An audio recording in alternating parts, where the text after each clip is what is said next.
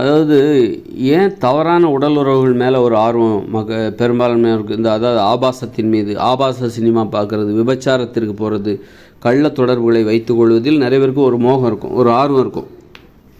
ஏன் அந்த மாதிரி பாலியல் குற்றங்கள்லாம் நிறைய நடக்குது அப்படின்னா, அதாவது உண்மையாக இருப்பதற்கு அவர்களுக்கு ஒரு பிடித்த உறவு முறை இல்லாமல் போகிறது கூட ஒரு காரணம். அவங்களுக்கு உண்மையாக இருக்கணும்னா அவங்களுக்கு பிடித்த ஒரு உறவு இருக்கணும். இவங்களுக்கு நம்ம உண்மையாக இருக்கணும் அப்படிங்கிற ஒரு நினப்பு இயல்பாகவே வரணும். அப்போ தான் உண்மையாக இருக்க முடியும். உண்மையாக இருந்துட்டாலே இந்த உலகத்தில் தப்பான உறவுகளே இருக்காது, இந்த உலகத்தில் விபச்சாரமே இருக்காது. உண்மையாக இருக்கின்ற ஒரு நடைமுறை மனித வாழ்க்கையில் வந்துவிட்டாலே அப்போ இந்த உலகத்தில் விபச்சாரமே இருக்காது, ஆபாசம் இருக்காது, கள்ள உறவுகள் இருக்காது. அப்போது உண்மையாக இருக்கணும் அப்படின்னா யாருக்கிட்ட இருப்போம்? பிடிச்சவங்ககிட்ட தான் இருக்க முடியும். பிடிச்சவங்களே தேடுவதற்கான ஒரு சுதந்திரம் இங்கே இருக்கணும், பிடிச்சவங்கள கண்டுபிடிக்கிறதுக்கான ஒரு சுதந்திரம் இங்கே இருக்கணும். அதனால் அவங்கவுங்க அது அவங்களுடைய தனி உரிமை, தனி மனித உரிமை அப்படின்னு சொல்லிட்டு அதுக்கு போய் குறுக்க நிற்கக்கூடாது. அதில் போய் நிறைய விதிமுறைகளை போட்டு தடுத்து அந்த பாலியல் உறவுகளில் உள்ள சுதந்திரத்தை தடுக்கக்கூடாது. ஏன்னா பிடித்தவர்களை தேடி கண்டுபிடிக்கிறது அவ்வளோ, பிடித்தவர்கள் கிடைப்பது ரொம்ப கஷ்டம். சும்மா பெற்றவங்க பார்த்து 2 குடும்பத்தினர் சேர்ந்து ஒன்றா பேசி முடிவு பண்ணுறாங்க அப்புறம், அவ்வளோ ஈஸியானது கிடையாது. ஒரு பிடித்தவர் கிடைப்பது என்பது அவ்வளோ சாதாரண விஷயம் கிடையாது.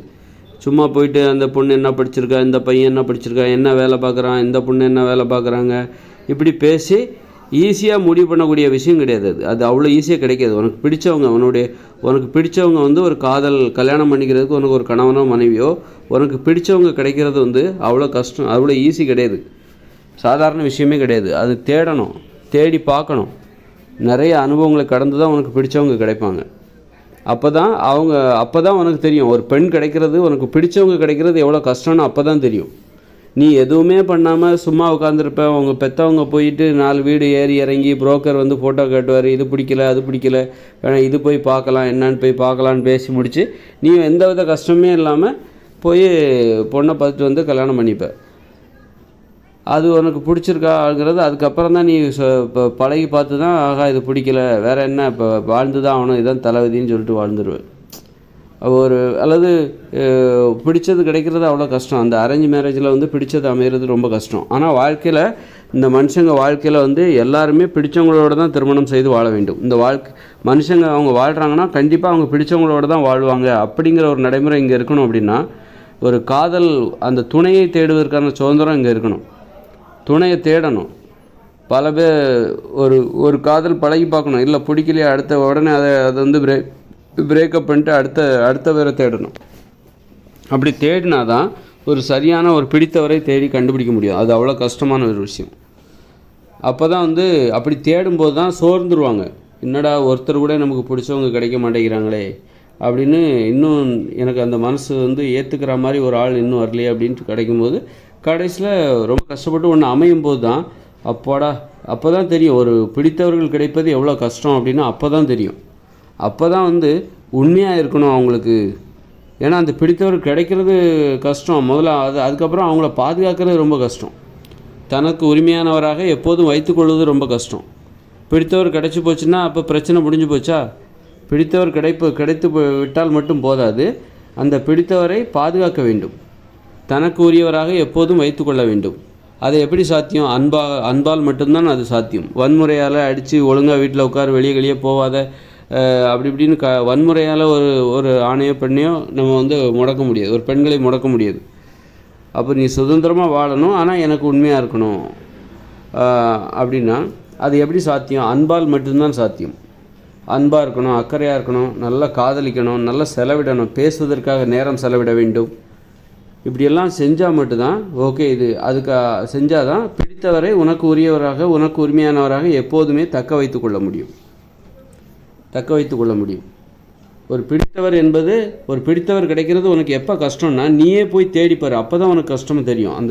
இப்போ ஒரு பையன் படித்து முடிக்கிறான், உடனே அவங்க அப்பா ஒரு வேலை வாங்கி கொடுத்துட்டார். இவன் போய் எங்கேயுமே இன்டர்வியூக்கு போனதே கிடையாது. இவன் எப்படா படித்து முடிப்பான்? உடனே அந்த அப்பா என்ன பண்ணிட்டாரு, ஏதோ காசு கொடுத்து ஒரு வேலையை வாங்கி இவனுக்கு கொடுத்துட்டாரு. அதனால் இவனுக்கு வேலைன்னா என்ன, அதை தேடி கண்டுபிடிக்கிறது என்னென்னா கஷ்டம்னா அது தெரியவே இல்லை. அந்த வேலையோட அருமையே தெரியாது இவனுக்கு. ஆனால் யாருக்கு வேலையோட அருமை தெரியுமா? 4 கம்பெனியில் ஏறி இறங்கி இன்டர்வியூலாம் அட்டன் பண்ணி சரியான வேலை கிடைக்காம சரி தற்சமயத்துக்கு இந்த வேலையை பார்ப்போன்னு பார்த்துக்கிட்டு வேறு ஒரு நல்ல வேலை கிடைக்காதா அப்படின்னு சொல்லிட்டு முயற்சி பண்ணிட்டு கடைசியில் எதிர்பாராத விதமாக ஒரு நல்ல வேலை வந்து அமையும் போது தான் தெரியும் அந்த வேலை எவ்வளோ அரிதானது, கிடைப்பதற்கு அரிதானது இந்த வேலை அப்படின்னு அப்போ தான் தெரியும். அலைஞ்சு கஷ்டப்பட்டாலும் தெரியும். அது மாதிரி தான் காதல் என்பது ஒவ்வொருத்தரும் தனது துணையை தேடுவதற்காக அலையணும், பழகி பார்க்கணும், நிறைய பேர்கிட்ட பழகி பார்க்கணும், காதலித்து பார்க்க வேண்டும். சரியானவரை தேர்ந்தெடுக்கிற ஒரு நோக்கத்தோடு தான் அது அந்த முயற்சி நடக்கும். சும்மா காதல் என்பது வெறும் பொழுதுபோக்கு அல்ல, சரியான ஒரு துணையை தேர்ந்தெடுப்பதற்கான ஒரு முயற்சி. இல்லை செட் ஆகாது, இது கல்யாணம் ஆனால் நம்ம ரெண்டுத்துக்கும் கல்யாணம் ஆனால் சரியாக இருக்காது, நான் எனக்கு மேட்சான ஒரு ஆளை நான் தேடுறேன், எனக்கு பிடித்த ஒருவரை தேடுகிறேன் அப்படின்னா பிரேக்கப் பண்ணிட்டு அடுத்த முயற்சியில் ஈடுபட்டு அப்படி அலையும் போது தான் கடைசியில் ஒருத்தர் கிடைக்கும் போது தான் தெரியும் உனக்கு அது எவ்வளோ கஷ்டம்ன்ட்டு. ஒரு சரியான ஒருவர், பிடித்தமான ஒருவர், உனக்கு ஒரு அன்பு நிறைந்த ஒரு காதல் வயப்படுகிற அந்த காதல் ஈர்ப்பு உணர்வு இருக்கின்ற ஒரு ஆணையோ பெண்ணையோ ஒரு துணையை தேர்ந்தெடுப்பது அவ்வளோ கஷ்டம்னு அப்போ தான் தெரியும். அப்போ தான் நீ அவங்களுக்கு உண்மையாக இருக்கணும். அப்போ அவங்கள எப்படி தக்க வச்சுக்கணும்? ஒரு சரியான ஒருவரை, பிடித்தமான ஒருவரை தேடி கண்டுபிடிப்பது ஒரு கஷ்டம், அது ஒரு மிகப்பெரிய கஷ்டம். வாழ்க்கை துணையாக ஒருவரை கண்டுபிடிப்பது ஒரு கஷ்டம். அப்புறம் அவங்கள தக்க வச்சுக்கிறது எப்படி? அன்பு அப்படிலாம் அது ஒன்று. உண்மையாக இருக்கணும். உண்மையாக இருந்தால் தான் தக்க வச்சுக்க முடியும். அப்போ தான் உண்மையாக இருக்கிற அந்த பழக்கமே வரும். உண்மையாக இருக்கிற அணுகுமுறை எப்போ வரும் அப்படின்னா அப்போ தான் இங்கே விபச்சாரமே இல்லாமல் போகும், ஆபாசம் இல்லாமல் போகும், கள்ள உறவுகள் இல்லாமல் போகும். அப்போ உண்மையாக இருக்கணுங்கிற எண்ணம் எப்போ வரும்னா நீ அலைஞ்சு திரியணும், ஒரு துணையை தேடி கண்டுபிடிக்க நீ அலையணும், கஷ்டப்படணும், போட்டி போடணும். போட்டி போட்டு உனக்கு ஒரு பெண்ணோ ஆணோ கிடைக்கும்போது தான் ஒரு துணை கிடைக்கிறத எவ்வளோ கஷ்டமான விஷயம். அதை தக்க வச்சுக்கணும் அப்படின்னா நீ என்ன பண்ணணும் அப்படின்னா நீ உண்மையாக இருந்தால் தான் அதை தக்க வச்சுக்க முடியும். நீ அவ்வளோ கஷ்டப்பட்டு ஒரு துணையை தேடிட்டு அப்புறம் இந்த துணையை கல்யாணம் கட்டிட்டுக்கு அப்புறமா போயிட்டு நீ அப்புறம் கள்ள உறவுகளில் ஆர்வம் காட்டினன்னா அப்புறம் இருக்கிறது நீ கஷ்டப்பட்டு தேடின அந்த துணை இருக்காங்களா, உனக்கு பிடித்த அந்த துணை, அவங்க உன்னை விட்டுட்டு போயிடுவாங்க. ஏன்னா நீ தப்பான உறவில் ஈடுபட்டால், கள்ள உறவுகளில் ஈடுபட்டால் கண்டிப்பாக என்றைக்கா ஒரு நாள் தெரிஞ்சிடும்.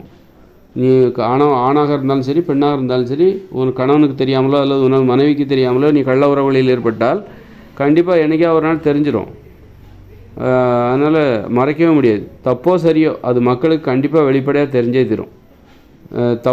தப்பை ரொம்ப நாள் மறைச்சி வைக்க முடியாது.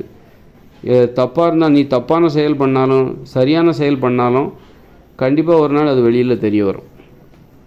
அதனால் உண்மையாக இருக்கணும் அப்படின்னா நிறைய பேருக்கு இப்போ நிறைய பேர் கள்ள உறவுகள் ஆர்வம் காட்டுறாங்க அப்படின்னா உண்மையான உறவுன்னா அது எவ்வளோ உண்மையான உறவோட அருமை தெரில. ஒரு உறவு முறை ஒரு உண்மையான உறவுன்னா அது எவ்வளோ அதோட அருமை தெரில. ஒரு பிடிச்சவங்களை அன்பு செலுத்த தெரியலை, அது கூட வச்சுக்கலாம். சமத்துவம் என்பது இங்கே இல்லை. பெண்களை பார்க்குற மனோபாவம் ஒரு ஆண் சர்வாதிகார மனப்பான்மையோடு ஒரு பெண்ணை பார்க்கும்போது இவளுக்கு நான் ஏன் உண்மையாக இருக்க வேண்டும், இவள் அந்த அளவுக்கு பெரிய இவளா அப்படின்னு நினைக்கிற மனப்பான்மை வரும். அப்புறம் இந்த கல்யாணம் ஆகிடுச்சுன்னா அப்புறம் பிரிய முடியாது. அப்புறம் குழந்தை வந்துடும். குழந்தை இருக்கும்போது டக்குன்னு அந்த உறவை முறிச்சிக்கிட்டு போக முடியாது. இப்படி பெண்களுடைய இந்த பலவீனங்களை ஆண்கள் ஆராய்ந்து அதை இவங்க தப்பு பண்ணுறதுக்கான ஒரு வாய்ப்பாக பயன்படுத்திக்கிறாங்க. இப்போ ஒரு பெண்ணை கல்யாணம் பண்ணிட்டாங்களா, அப்போ அந்த பெண் குழந்தை பெற்றாச்சு, அப்புறம் அவள் வேலைக்கும் போகல, இப்படி அவள் ஒரு இயலாமையின் வடிவமாக ஒரு கணவன்கிட்ட அவன் கணவன் எவ்வளோ தப்பு பண்ணாலும் அவங்ககிட்ட அவனுடைய உறவை முறித்து கொண்டு வெளியேற முடியாத நிலைமைக்கு ஒரு சூழ்நிலை கைதியாக மாறும்போது அதுவே அந்த ஆண்களுக்கு தவறுகள் பண்ணுவதற்கான ஊக்கமாக அமைகிறது. துணிஞ்சு தப்பு பண்ணலாம், துணிஞ்சு கள்ளத்தனமாக உறவுகளை மேற்கொள்ளலாம் அப்படின்னு ஆண்கள் துணிஞ்சு பண்ணுவாங்க. ஏன்னா இவள் எங்கேயும் போக முடியாது, இவள் குழந்தை உண்டாச்சு, இவளுக்கு வேலையும் கிடையாது, வேலையும் இல்லை, குழந்தையும் வந்துடுச்சு, இனிமேல் வேறு நம்ம கூட தான் இருந்தாகணும், தலைவிதின்னு நம்ம செய்கிற தப்பெல்லாம் சகிச்சு தான் ஆகணும். அப்புறம் இவளுக்கு வெளி உலக அனுபவம் தெரியாது, ஈஸியாக அவளை ஏமாத்திரவும் செஞ்சிடலாம். அப்புறம் ஒரு கணவன் மனைவி உட்கார்ந்து பேசுகிற வழக்கமே இங்கே கிடையாது. உட்கார்ந்து பேசினா தான் ஒருத்தன் பொய் சொல்கிறானா உண்மையை சொல்கிறானாங்கிறத கண்டுபிடிக்கலாம். உண்மையாக இருக்கிறவங்க அவங்க பேசுகிற முறை என்பது வேறாக இருக்கும்.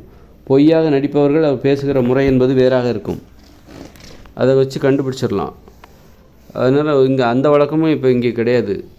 அதனால் இங்கே ஒரு தவறான உடல் உறவுகளுக்கு அதிக வாய்ப்பு உள்ள ஒரு வாழ்க்கை முறையாக இருக்கிறது.